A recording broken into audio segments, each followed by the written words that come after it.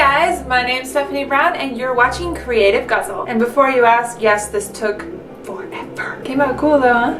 Oh my god, you guys. I know I've talked about this book series a little bit before, but I just love A Court of Mist and Fury. It's the sequel to A Court of Thorn and Roses by Sarah J. Maas, which is also really good, but not as amazing as the sequel. It was actually so good that I painted a fan art of one of the characters.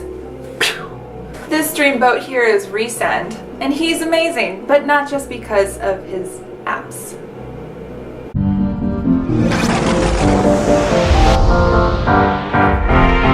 Tonight's drink is wine from the Night Court. Actually contains no wine.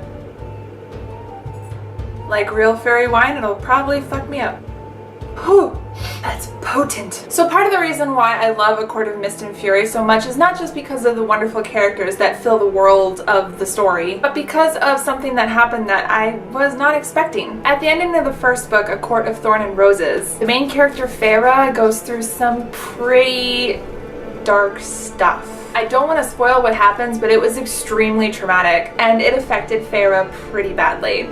At the beginning of the second book, she's being plagued by nightmares, waking up and vomiting her guts out every single night. And her beautiful boyfriend slash fiance, Tamlin, he's not comforting her. He's not trying to make sure she's okay. Instead, he's smothering her, keeping her under constant supervision for her protection. Basically, he just becomes a big dick. But Feyre loves him so much that she makes excuses for his bad behavior, telling herself that he's fighting his own demons, he has his own trauma he has to deal with. And while that's true, that doesn't make how he's treating her okay. It wasn't until she had a massive meltdown, was rescued by Resand, and shown what it's actually like when someone cares about you, that she started to realize that Tamlin had become an emotionally abusive asshole. And I loved that the author had worked this into the plot. It's not often that you get to see emotional or mental abuse in a romantic relationship, especially in the fantasy genre. And it made me really excited to see it here. Even though the book is full of magic and adventure, seeing Feyre make excuses for Tamlin was actually a very realistic portrayal of what happens to victims of abuse. They're either too scared to leave or keep making excuses for the behavior. I remember a couple of years ago there was a hashtag on Twitter trending that was called Why I Stayed, and it was a bunch of abuse victims confessing their reasons for staying with their significant other, even though they were being treated so horribly. A lot of them said they didn't even realize they were actually being treated badly until they got out of the relationship. They just suffered in silence, not knowing. It was heartbreaking to read through those tweets.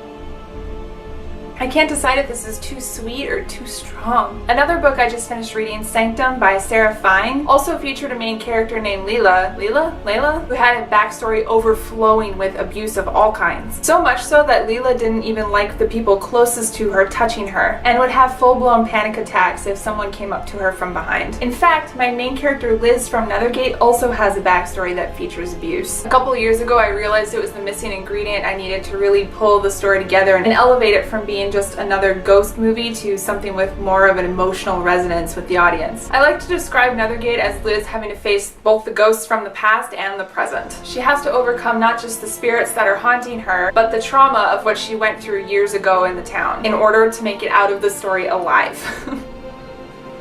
I really think it's important to show these kinds of things happening to characters across all genres. It's not just there to create a dark backstory, but it also serves to show the people that are in these kinds of situations that even the most broken soul can heal and overcome their darkest fears.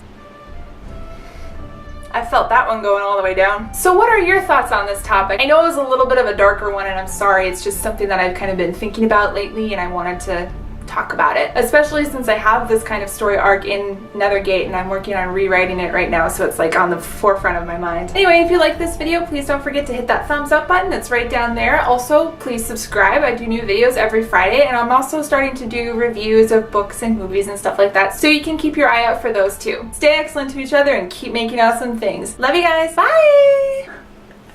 In the book there's also an eye here, but I wanted to actually still be able to use my hands, so I didn't draw that. But I drew all the rest of it. It took over an hour to do this. So I hope you like it.